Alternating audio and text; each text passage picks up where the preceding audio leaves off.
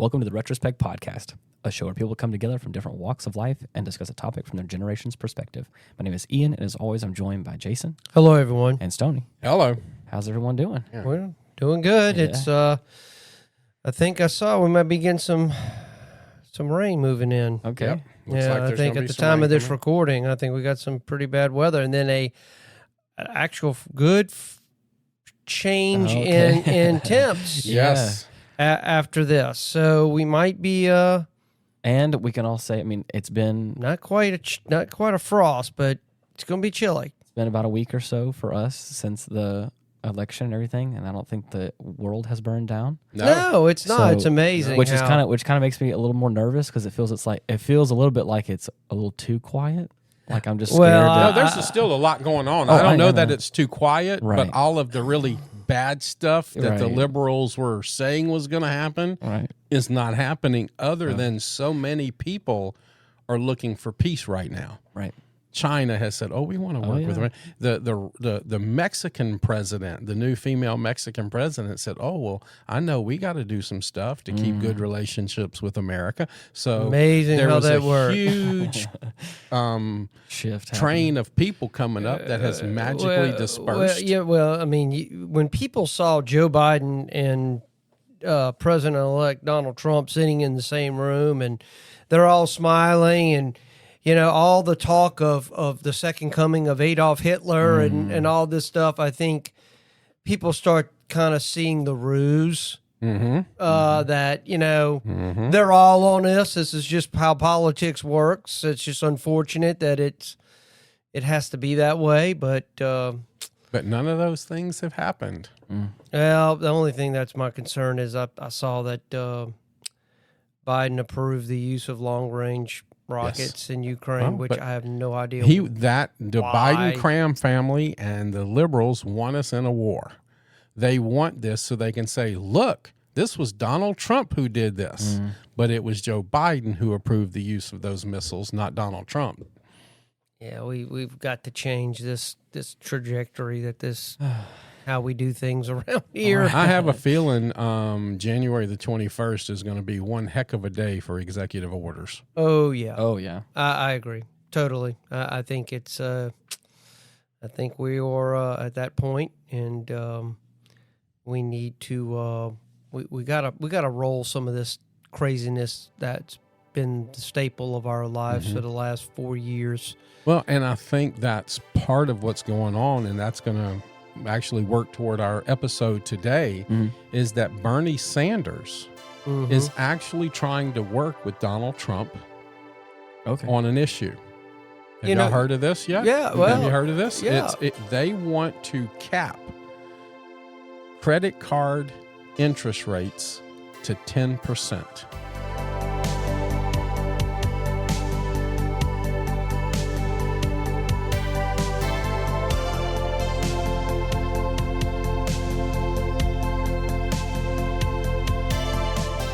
Because what they're doing, and I believe this is the rich keeping the middle class and the poor. Oh, yeah. And predatory practices. Yep. And Donald Trump said one of his biggest things, and we talked about this in the last episode, was getting Americans out of debt. Yeah. Well, and I mean, we're going to have to battle a lot of the Biden crime family's practices over the last 4 years. This started for me. Miranda and I were talking, and she found something that the average weekly grocery bill, where do you think Louisiana ranks in that? Weekly. Average weekly grocery bill. I would say about $400 weekly. Yeah. Okay. Well, where do you think it ranks in the states? How high or how low? So Louisiana? one out of 50. Yeah. Oh, you're about where we rank. Where do we rank? I think we rank somewhere towards the bottom. I'd say the bottom 25. So the bottom 25. Yeah. I would say. I would say somewhere around 40. Okay. Wow. Yeah. So Louisiana is 10th in the country for weekly expenditures on food at $283. Wow. Now, obviously, Alaska and Hawaii are going to be the highest, $329 and $334 a week. California is only $13 more than Louisiana at $2.98. Wow, that's impressive. Nevada is $2.95. New York is $2.66. Mm. But Louisiana is 10th in the country on weekly expenditures for I'll food. be very curious what, would be an interesting statistic is to find out what exactly makes up what type of items Well, what you have, or being purchased in Louisiana versus the Midwestern another states state and are lower how that kind of plays because into they're that. closer to the production of the food. Right. Okay, the further you go out, Right. the more expensive it gets. And, if you think about it, even New York's kind of closer than we are. So they have some things. But, Iowa's $2.27. Wisconsin's $2.21, which is actually the lowest. Wow. So it's just, Illinois is $2.69. Wow. Florida, just for the record, is $2.87. Which one is the most? That would be let's see, Hawaii, $3.34. That checks out though. I mean, that's Because they're the island. furthest away from, yeah. But and that just kind of brought me to how expensive it is to live. I mean, if you're thinking about it, that's over $1,000 a month on food. Right. That's the average. I mean, obviously, a couple is not going to spend as much as a family of 5, Right. or 6, or 7, or 8. Good Lord. Of course. And so that's just kind of the average. Are we putting this on our credit cards, or how are we paying for this right now? Mm-hmm. Well, And generationally, it's an interesting breakdown also. yeah, I was looking at some things here, and there's a lot of statistics on how much debt different groups are carrying. Which generation holds the highest debt amount? That'd be Generation X. Generation X. Really. In my generation. Yep. And I could see that, and I've read some of the reasons why we carry that, partly because we are a sandwich generation. So in many cases, we're, raising children, Mm-hmm. and you're also taking care of your elderly parents. So Right. I think the circumstances that are kind of built in that kind of lend to that reason. But yeah, I'm looking at a chart here. It's total average debt in the United States, and this was 2023. It's in the thousands of dollars. Millennials sit at 125.05, which would be 125,000 in debt. So Is that like an average or that's what? an average. Get out 100,000? Yep, and Generation X, 157,056. Baby boomers are at 94,088, and the silent generation's at 38,006. And I think Generation Z is, I think there's somewhere. I don't think a lot of them are, or maybe they are old enough to get. Into Generation some debt. Z is 29,082, which is surprising. Yeah. One of the things I found was that millennials' net worth is higher than the older generations at their age. So in 2022, millennials aged 26 to 41 had a median net worth of $84,941. And when the Gen Xers were about the same age, they were like at 78,333. So baby boomers at that same time, their net worth was about 58,000. Wow. Yeah, I'm looking at a chart here by News Nations. This is called Tracking Debt, which generation owes the most. And then they have it, of course, broken down by types of debt. Mm-hmm. Like the average household debt in 2023 was $104,215. Mortgage debt was $12.519 trillion. Wow. Total revolving home equity debt $380 billion, and total auto loan debt at $1.626 trillion.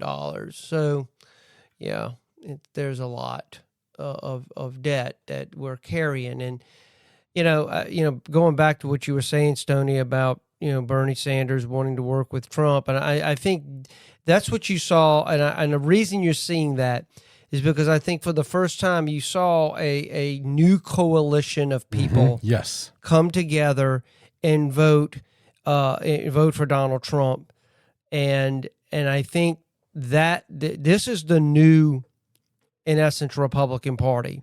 It has become a kind of the last stand of somewhat of a common sense.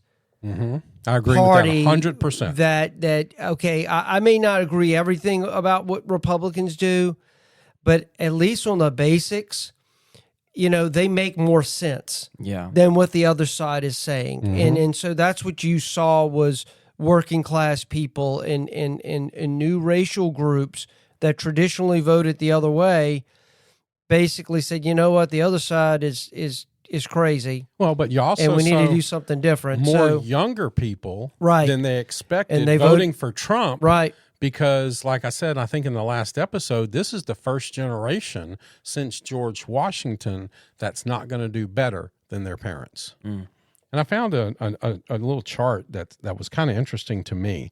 And it goes into the age range, baby boomers, Gen X, millennials, percent with a positive net worth. Okay, the survey for this one for baby boomers was in 1989.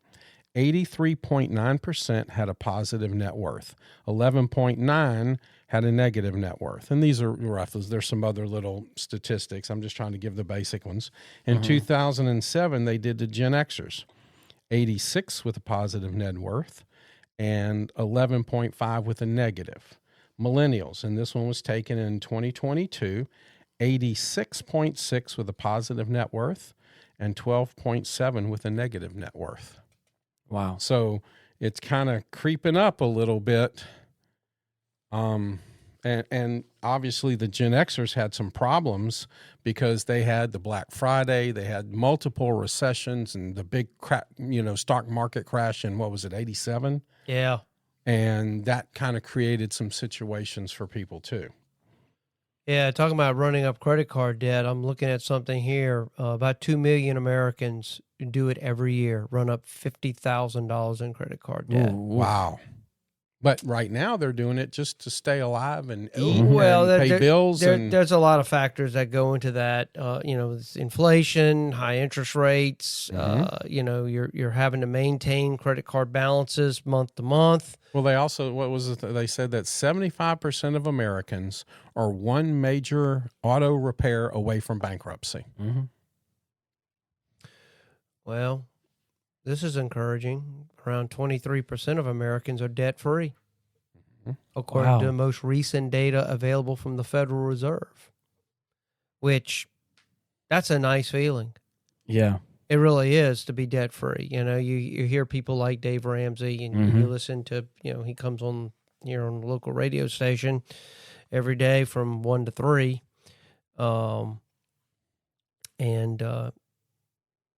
He's basically all about paying off the home. Right. I've kind of gone back and forth with paying off the house. If I did that, I would have literally nothing to write off my taxes every year. I would get raped every year. So, I've been told to don't pay the house off because it at least gives you something. Versus you have other people, oh, you need to pay the house off, and it's, it'd be nice to not have a house note every month. Right. But at the same time, I would dread when it came time to income taxes and what I would be forking out. But, I guess there's different opinions on that one way or the other.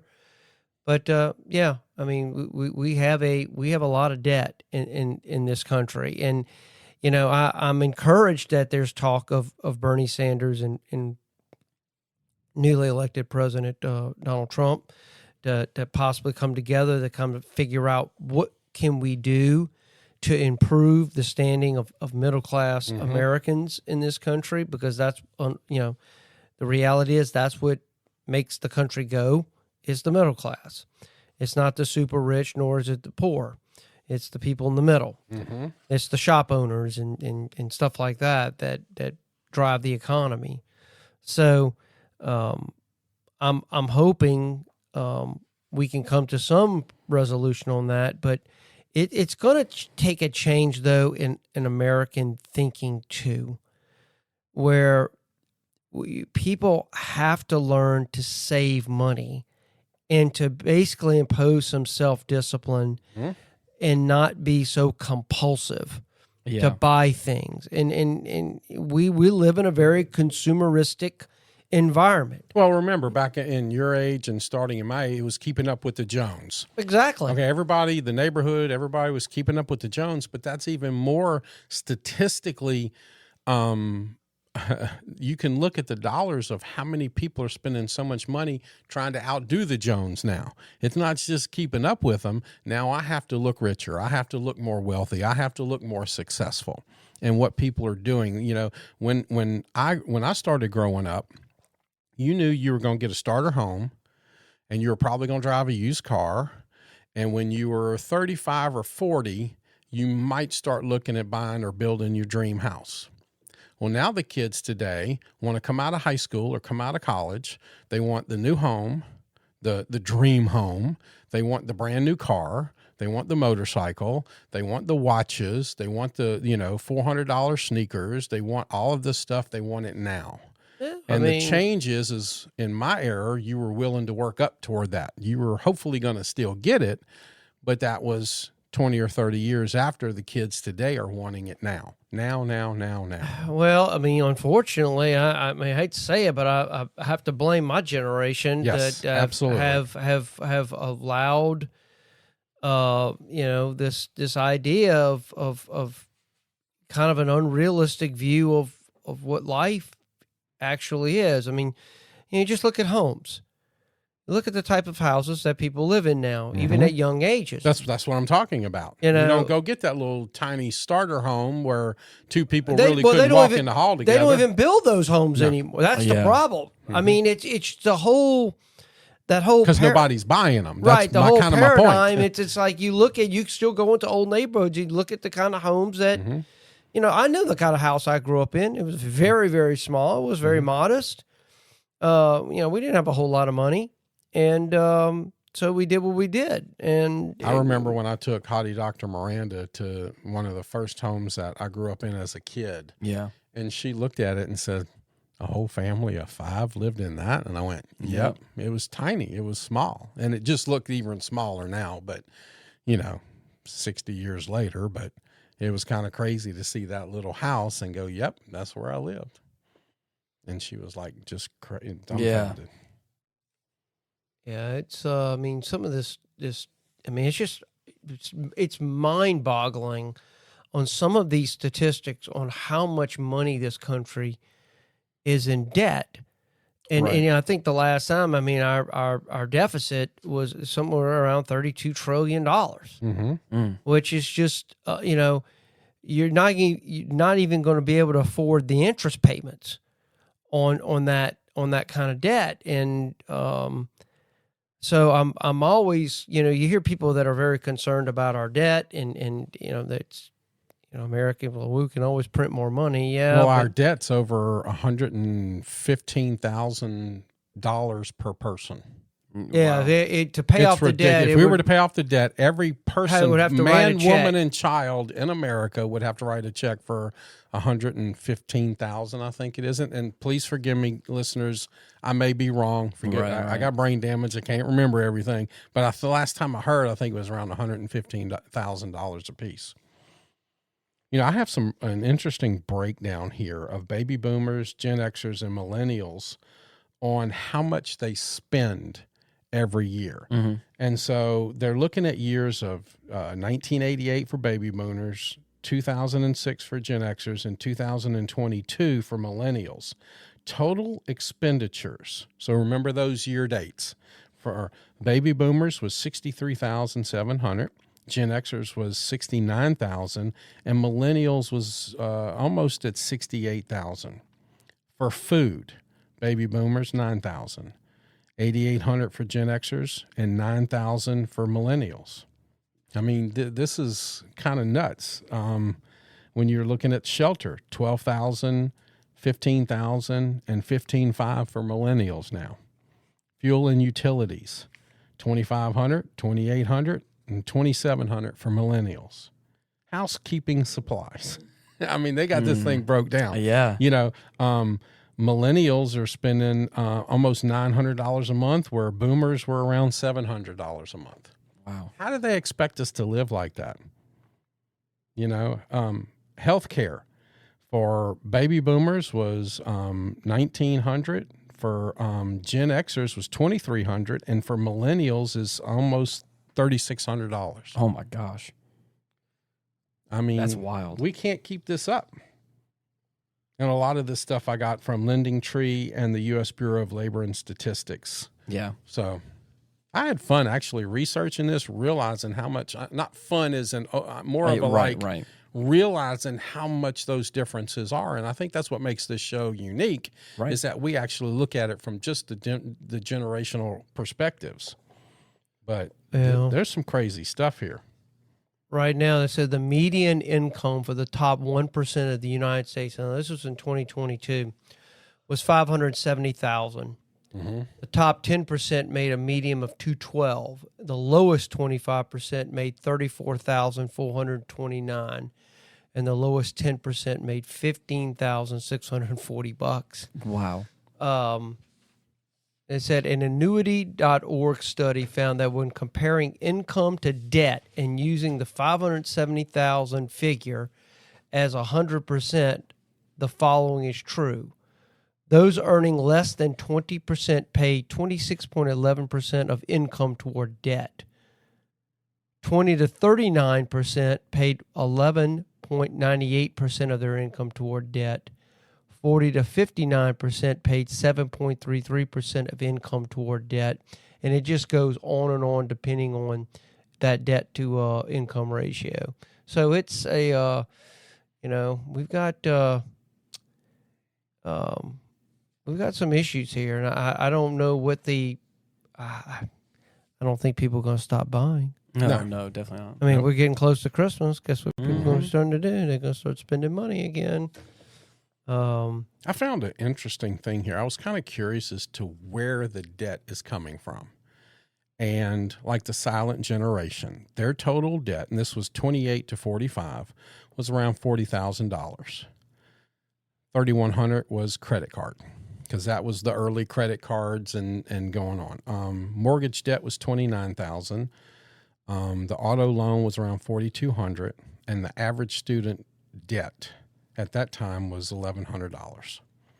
Baby boomers was $97,000, $6,000 for credit card, $66,000 for mortgage, $15,000 for auto loan, and about $3,000 student loan. Gen X, this is where it goes crazy. Average debt for Gen X was almost $145,000. Credit card was $9,000. Mortgage was over $90,000. Auto loan was $20,000. And the average student loan debt was almost $46,000. In millennials now, the average debt, and because millennials can't do certain things, Right. so their debt is a little bit different at $115,000, credit cards at $4,300. The mortgage debt is less because most of them can't afford a house right now, so it's at $70,000. Loan debts are $18,000, and the average student loan is $33,000. And Generation Z, think about this. This is 97 to 2012. They're already in debt. That's crazy. Okay? Because that's almost, 20 years now. Oh, yeah. 30 years. How was that? Yeah. So the average debt is $16,000. Average credit card is $2,800. The average mortgage debt is $0. Now, I'm sure that really changes with some numbers because I think this is like 2 years old. But the average auto loan debt is $5,000 and the student loan is $20,000, where they're just getting started. They haven't had time to really start accumulating. Oh, of course. Right. They're really just getting started.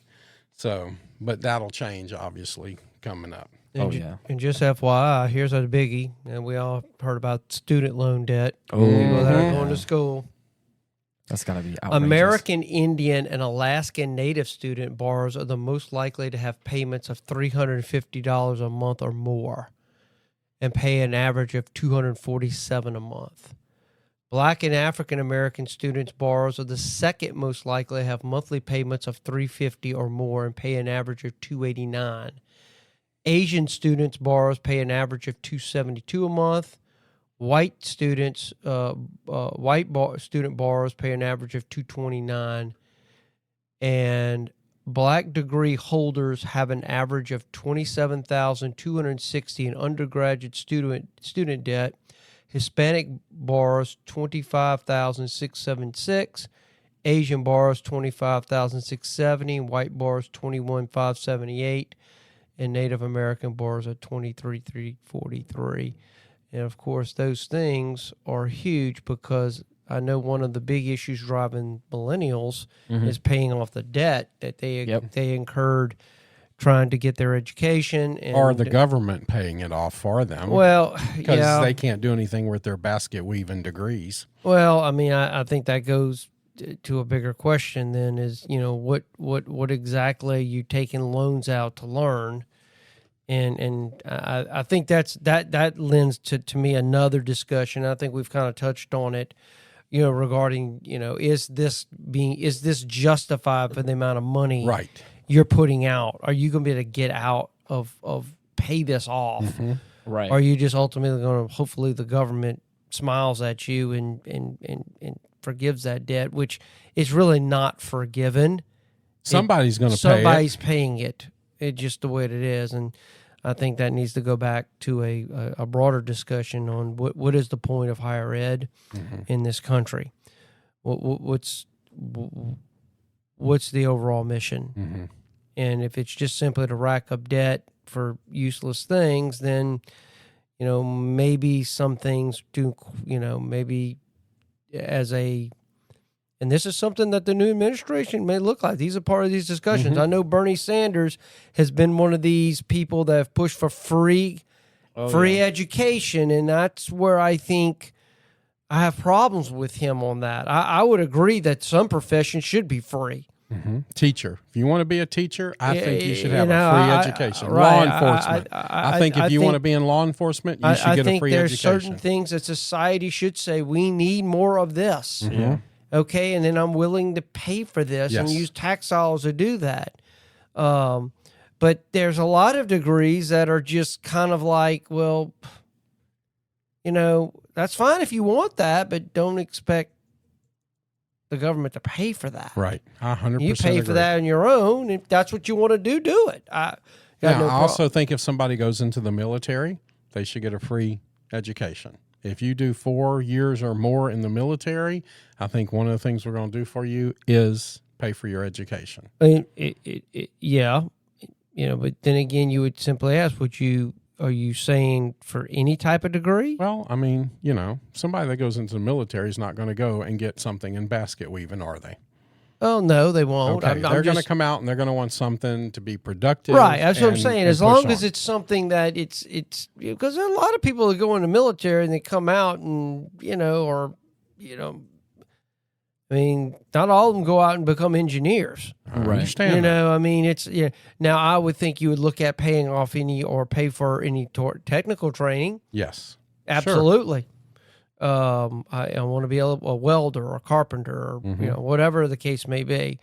Once again, I just think it's we have to kind of rethink what we're doing, and I know that's gonna unfortunately that's gonna rub a lot of people the wrong way. Well, it is going to rub people the wrong way, and I think this started when we removed the warning labels. Okay. I'm sorry. I believe in Darwin's law that we need to, remove the warning labels off of things and let stupid people kind of move on to the next level.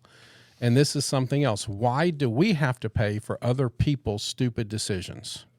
If you go get a degree in basket weaving, I'm sorry. You're going to need to pay that back. And if you can't, somebody else doesn't need to. But if we're going to have somebody that wants to be a productive member of society and truly help out like a teacher, I think that's one of the most noble causes on the planet is to be a teacher. I have a number of teacher friends and the struggles that they go through just trying to keep their classroom. Miranda's daughter is now a teacher, and hearing what a new teacher has to go through and what they're doing to keep their classrooms up and things like that is ridiculous to me. we can do better as a society of as Americans, American citizens. We can do better than what we're doing for education. I think we can. And I think that needs to be a big conversation on what we can do. Right. I agree. And I'm tired of having to pay for other people's stupid decisions. Well, I mean, I think you're justified. I mean, I mean, here we are. We're talking about having $115,000 per man, woman, or child in America in our debt. If you can afford to be in 2 or 3 wars, you're taxing your people too much. And this is part of it. I would rather spend that money on our education, on our law enforcement, and the defense of America, protecting our border, protecting our people, looking at our infrastructure. We don't need to be they're trying to send out another $40 billion to the Ukraine before Trump takes office. Really? We can't do something with that money here? Yeah, well, I can think of a couple of things we could do. I think that's kind of what drove a lot of the turnout on this election is we have to rethink how we do business instead of catering to a few companies that benefit and make money off of these decisions. Yeah. That's the problem we have. I mean, you're allowing a select few companies dictate basically how we're going to spend money. And I think that's where our problem comes in. And why people are so angry. I do. I mean, I think of all our flood protection issues, and there's no money to do this, and there's no money. But yet we have money to give to foreign countries. And it's like, I understood America's role post-World War II. We had to rebuild Europe, rebuild Asia, get those economies going again. But should we have to? But if you attack an American, I'm sorry, I'm not going to rebuild your country. I'm sorry, I'm not going to do it. I mean, part of that is tied into the dollar being the reserve currency and the obligations that comes with, but that's why I think right now, I mean, you saw that discussion going on with Justin Trudeau in Canada, with they're not meeting their 2%. Contribution to NATO. Yeah. And so the America's having to basically pony up, and their military the Canadian military is not much. Yeah. It can't do much. And so this whole bit, but that all this contributes to America carrying a lot of this debt. It's because it's having to fund a lot of things that it shouldn't have to fund at this point. And I think 2% is very reasonable. If you looked at the Constitution, letter for letter, America wouldn't be in that business. Well, I agree, but there were things that happened after World War II. I don't care. See, I don't care. Stay on the Constitution. If we stayed on the Constitution, the UN wouldn't be in New York. We wouldn't be part of the UN. We wouldn't be sending all this money. We'd be back to the time of Thomas Jefferson when the Barbary pirates started taking American hostages and killed them all, and then came back to America and said, don't do it again. Okay, so that's where we need to be. We need to be worried so much about the American citizen that we put the American citizen first. And if you touch... It's like when Donald Trump was sitting there with the leader of the Taliban and said, I want out of Afghanistan. You've seen this video when they're talking about it. And he tells the leader of the Taliban that I want to leave, but there's a conditional leave. If you hurt one hair of an American's head, I will kill you. And the translator was like, wait, what? And he said, tell him what I said. And then Donald Trump pulls a picture of the Taliban leader's house out and hands it to him and walks out the door. You see, that's the America we need. We need for people to leave us alone. We're going to leave them alone. And we need to take care of the American citizen because this is a constitutional republic. This has never been a democracy. I hate when our politicians say they're leaders and that this is a democracy. Number one, you're not a leader. You are supposed to be my representative only. And this is a constitutional government, republic government. So stop doing this. Let's bring it down and be very simple. What was the new president of, what was it, Argentina, that came and clipped 87% of the bureaucracy of the government? Yeah, I think he showed the picture of him with a chainsaw. Yes. I think it was, and that's it was what Dodge hilarious. is. That's what Donald Trump I loved it. and Elon Musk and Vasquami, or how do you say his name? I can't remember. Vivek with Ramaswamy. Dodge, Department of Government Efficiency. They are going to start cutting waste. Well, I'm excited to see what these two cats are going to do. I read an article, and I knew these are, people can always pull these stories out, but I saw an article the other day that they paid a study to watch hamsters on steroids fight. Yeah. It's like $3 million. Right. Really? Yes. So, those kind of low-hanging fruit things, Right. I mean, they're going to go after that. But you see, that's what true pork is. Okay, I want this bill to come through, but everybody that signs on to the bill is, well, I need a playground in my city, or I need a new park in my state, or you need to do this, or you need to do this to get monies coming into my area. No, Well, I think that's something else that should happen in the government. One bill, one law. Don't add all this pork to it. You want to present something, present it, and you can't tack anything else on it. Mm-hmm. That's it. Well, I am. You got to follow the money trail, though. I mean, That's the problem. There's too many money trails. Well, what is it? The Department of Defense just failed their eighth audit in audits. a row. 8 audits in a row. They can't attribute like $800-something billion. They don't know where it's Get at. out. There's a problem. 8th audit in a row. You are shut down until you get your money right. We don't know where it's at. And look, But that's the military-industrial complex. Exactly. Let's be honest. Some of that money is going into black projects. Mm-hmm. They're not on the books. This not $850 billion of it. Yeah, well, it goes here, and it kind of brings up the stories of $50,000 toilets and all that other stuff. Yeah, let's be honest. It's not all the government's fault too. Right. A lot of these companies built the government, and I think some of the contracts. I think I saw was at Kevin O'Leary. He's that investor guy that he was on Shark Tank, and he's been prominent on the news lately. I know he was very critical of the previous administration, and I think he's very happy that Trump got elected because of just the regulations. But he was talking about I forget the term that he used. It was contracts plus or something like that. I forget the exact name, but basically it allows companies to just bilk the government for tons of money. Well, you got to think about this. So, okay? I mean, if the government wants it's a new combination jet, of all. It's us as people that have to come to a realization that, what is fair to deliver a product? If the government needs this, it's not a means for me to get rich. Just like a private company wouldn't go and try to bilk another company that because they knew they wouldn't get it.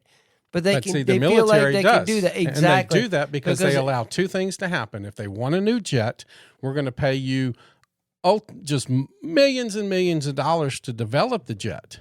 Okay, well, at that point in time, that's where it needs to stop. But no, now that you're going to have the same company start building these jets. What was it, the B-1 bomber, the B-2 bomber? That they were over $4 billion to build, but they could have been built for $500 million, but they were charging billions for it because that's how the company makes its money and does research. No, how about we're going to put this out here and we're going to pay X amount of dollars for, the ideas. And then we go to the next step. And then, how much is it going to cost you to build it? Right. And instead of just keeping this military industrial complex going with unseen funds of the American public. Write the check. And there's been how many times that we paid these military industrial complex companies and still haven't received the product? Well, This is the term I will say. It's called contract plus. A cost plus contract is an agreement where the client agrees to cover the cost of the project or service plus an additional fee for the service provider's overhead and profit. Mm-hmm. So, yeah, some of these things are going to be looked at by this new Department of Government Efficiency. Yes, it is. Right. I could tell you because a lot of this is getting, the fat cats are not happy right now. I could tell you. And matter of fact, I've said one of the biggest people that were fighting the election of Donald Trump because exactly this is what they feared. Yes. Where, as I said, why do people hated Trump so much? The reality is he's going to close down some of these money channels, and that's where people start getting real antsy when you start doing that because they've been living a certain way, generating a certain income, and now they're no longer going to be able to do this. Now, I'm not naive to sit back and tell you that all that's going to go away. Mm-hmm. It's just the nature of the beast. No, but we can close it down some, can't we? You can minimize, or you can at least get some accountability back in the system to a degree. Right. You're never going to have 100% accountability in government. It's just not possible. Mm-hmm. Right. It is because there's too many people that benefit from government inefficiency. Right. I mean, let's be honest. Yep. These companies that have these cost plus contracts, they like it just the way it is. That's right. Because whatever it costs more plus for them. 10%. That's a lot cost more. Plus whatever it is. They can get more money. So I mean, it's they don't want nothing. It's like I've said. It's so funny. I read here in our own state, governors will have campaigned on good government and stuff like that. And I heard a legislator one time say, because you're not going to like what good government is going to be because good government's almost no government. Exactly. I mean, I hate to say it. It's basically a forced 100% honesty. Well, and the honesty. thing is, there's a nobody. That's right. Nobody wants to really be honest. Let's be honest here. Okay, let's be honest here. Kamala Harris said she's going to come out and she's going to fix the economy, right? So in less than 4 months, she raised over $1 billion for her campaign and wound up $20 million in debt. Tell me again how she plans on fixing our economy. Mm-hmm. Oh, she's a great person to look to for that, right? I mean, no, she's not a good person to look for that. Now the election's in the rearview mirror.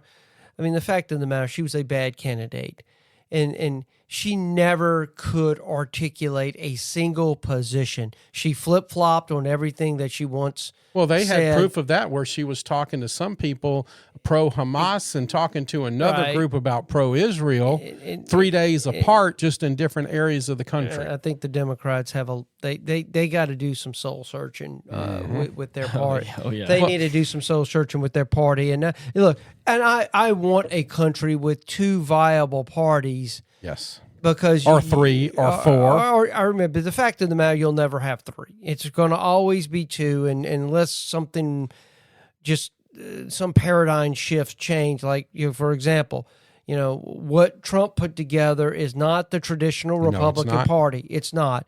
I mean, in many ways, the Republican Party is a lot like Democrats were back in the 60s, of what it stood for and what are the issues that it was kind of their kind of bell cow type issues. It's different now. And so, but the other side also needs to figure out and needs to look at themselves in the mirror and go, why have we lost all these people? Because there was a massive shift to the right. Yes, there was. In all the age demographics everywhere in the United States. I mean, if you look at the charts of any Democrat should be very concerned. And if they keep doubling down on stupid, when you can just look at that and go, that don't even make sense. How does that even work? Yeah. then they're going to be in the political wilderness for a long time, and maybe they need to be in the political wilderness for a long time. The only areas that were blue were the areas that did not require voter ID. Right. Well, think about that. That says something for itself. And I would like to remind our listeners that I don't know who did this, but I appreciate it very much. But someone started and let us know a hashtag. Stoney for president. Okay, I just want to remind everybody about the Stoney for hashtag, Stoney for president hashtag. I would love, I'm so, I'd love to get some of these national figures on our show. It'd be great to kind of pick their brain. But this is about debt, and I want to get back to that right quick. Back in the early 1900s, the bank system kind of started. I think the Bank of North America chartered in 1781, and it was one of the first commercial banks. But say 1900, the early 1900s, what was the largest lenders in America? I don't know. Two things: pawn shops and loan sharks. Really? Yes. Because when the Great Depression happened and things like the banking system was closed, so the largest lender in America was pawn shops. And then, of course, if you didn't want to have collateral to get your 30-day loan from them, then you went to a loan shark and paid an exorbitant amount of interest. Wow. And through the 19th century, the installment lending kind of started getting really big, and credit cards in the mid 20th century, by 2000, over 70% of U.S. households have at least one general purpose credit card. That's pretty significant there. I found this kind of interesting. They talk about debt levels vary according to the region that you live in. Really? And they say consumers in McAllen, Texas, have the highest auto debt across all generations. Wow. This is from lendingtree.com. Said Gen Zers in Northeast cities like Boston and New Haven, Connecticut had the highest amount of loan debt, while millennials carried higher student loan balances in Southeast cities like Durham, North Carolina, and Atlanta, Georgia. And they basically said they used this analysis on 428,000 anonymized credit reports from LendingTree users. So, according to them, they said the median non-mortgage debt balance by generation was Gen Xers, and this was at 44 to 59, was $33,859. Millennials, ages 28 to 43, $30,558. Baby boomers, age 60 to 78, $18,779. And Gen Zers, 18 to 27, $16,562. There's another aspect we need to look at too, is the predatory lending. Oh yeah, stuff. The overall predatory lending practices cost American borrowers approximately $25 billion annually. About 9.1 of that is predatory mortgages and predatory rates. Payday loans. These are really short-term, high-interest loans. When you go against your check and you write a check and they just pull that. That's about $3.4 billion. And the rest of it is just other, predatory lending practices, that catch people. That's just insane. And that's one of the things that are leading possibly Bernie Sanders and Trump, to start looking at this. Matter of fact, didn't we? I thought maybe we did an episode or a show on predatory lending practices before. No, but I'd like to do it.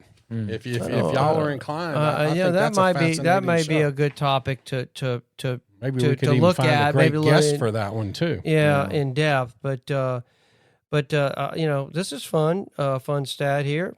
So 4 of the 5 metro areas where Gen Xers owe the most are in Texas. McAllen tops the list, where Gen Xers owe a median balance of $46,166. Hefty auto loans appear to be the main driver in the Lone Star State, with Gen Xers' typical car debt hovering around $29,000 in multiple cities. Wow. So something's going on in Texas, or just maybe this LendingTree.com is. They say Gen Xers' credit card balances were the highest in the Northeast and Florida. Bridgeport, Connecticut, 8,669, and New York City, 7,922 topped the list, followed by Miami with 7,797, Lakeland, 7,777, and Cape Coral, 7,714. Only 25% of Gen Xers still carry student loans. However, their median balance is $31,066, the highest of any generation. Mm-hmm. So, yeah, that's kind of a little overshot for Generation X. Right. Mm-hmm. This is crazy. Hearing all these statistics and these numbers and it's daunting, isn't it? it? Is. It's kind of it also kind of gives me a little bit of peace too, knowing that I'm not the only one that's in some debt right now that I'm a little bit concerned about, especially given my generation. I feel like there's a lot of people that I've talked to recently that are struggling as well, and I don't know. It's crazy to hear all this and try and equate it in my life. Well, I mean, it's they have it all broken down. Oh yeah, I mean, it really does. I mean, debt and gender. The median full-time yearly wage for men in 2022 was $61,152, and for women was $50,700. Wow. So women over 65 also lag when it comes to retirement income and savings. About 50% of women ages 55 to 66 have no personal retirement savings compared to 47% of men, according to the U.S. Census. That's wild. They say, yeah. Overall, Experian found that men have more debt than women, including 2% more credit card debt, 20% more personal loan debt, 16.3% more auto loan debt, and 9.7% more mortgage debt. So I think it all kind of balances out Right. a little bit, I mean, men may make more money, but at the same time, they're carrying more debt. Yeah. So, kind of pick your poison. Either you want to make more money, you want more debt. I mean, I don't know. I mean, unless you're willing to just go live off in the wilderness somewhere and live off the grid. They say some 44% of women 18 to 29 said debt has led to them delay buying a home, getting married, having children, or making other life adjustments, as opposed to 34% of men in the same age bracket. Wow. Say women start life after college in deeper financial hole than men, holding 58% of the student loan debt. Borrowers who also identify as LGBTQ also start out at a debt disadvantage with an average of $16,000 more in student loan debt than those who don't. I'd like to see that a little bit more broken down. What degrees, gender, what men are going and generally major in versus what women major in. And I have a feeling men are more going to be getting degrees in what I would call fields that can pay back and have higher incomes, right? Versus women. Because I think I saw something where generally women, for the most part, if you look at total, a lot of their degree choices are not what I would call, super high paying jobs. Right, They're teachers, exactly. they're nurses, exactly. They're more human centric. Yeah. Type which you need those professions. It's just for whatever reason those professions don't generate or demand that kind of income. So, I mean, I say you got to look at all this stuff, and it's one thing is one way because of this, and so some of these studies you got to probably look kind of beyond the numbers a little bit, and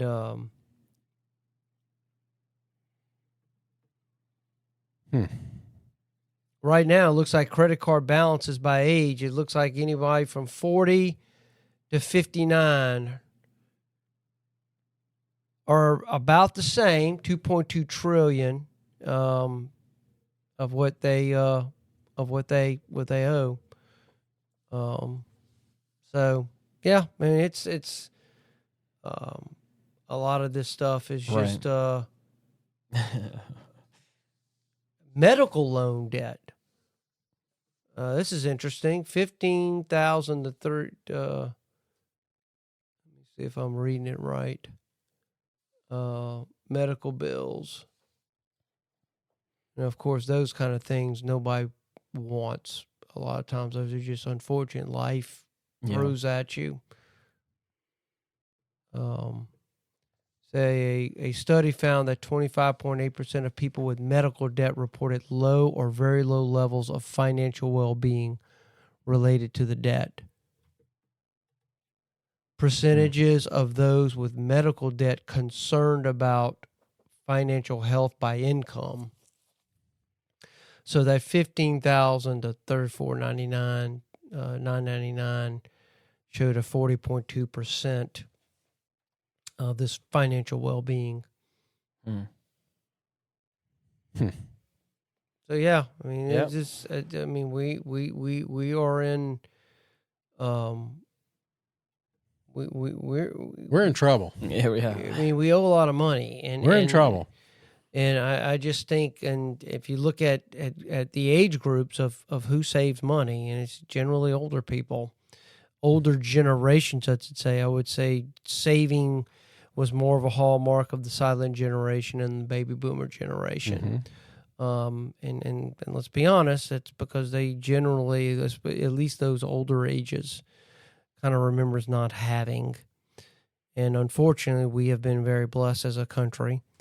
I've always said we're a victim of our own success, that most of us live fairly decent lives when it comes to what we want and what we can get, and our material well-being is generally, for the most part, kind of taken care of. So we've, newer generations, Generation X, myself, millennials, Generation Z, right? We've never lived in an environment where there was potentially soup lines, or everything just completely, your money becomes worthless. Right. And what do you do? I think would have been close to that had we had another 4 years of the liberal Biden Kamala's crime family. Well, I think would have been close. I think I would agree that the current practices would have continued. They would have just continued printing money, and unfortunately, that would have driven inflation higher and higher and higher, and that's unfortunately the side effect of doing that. Of bad practices. It's just how we're going to get out of this. We'll see. I mean, the problem is that the Trump administration, they really have 2 years, because these congressmen are going to be looking at 2 years. They're going to be looking at re-election, and I think they're gonna. We're not going blue next time, so I think we'll be all right. Yeah. I mean, we'll see. I mean, maybe the Democrats will come to their senses on some of this stuff.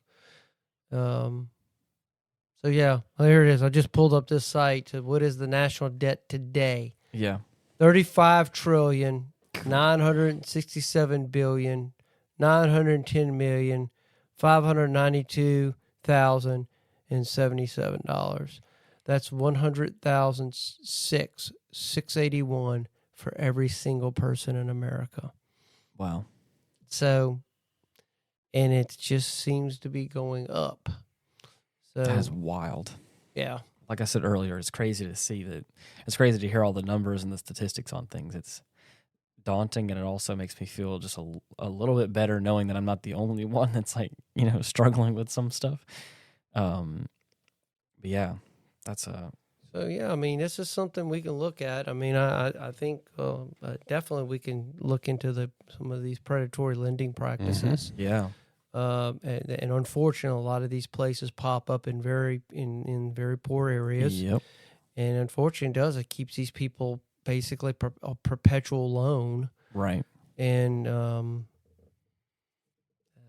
mean, it's a legitimate business, but at the same time, is that really what you need there? So, I mean, that's something maybe we can discuss in another episode.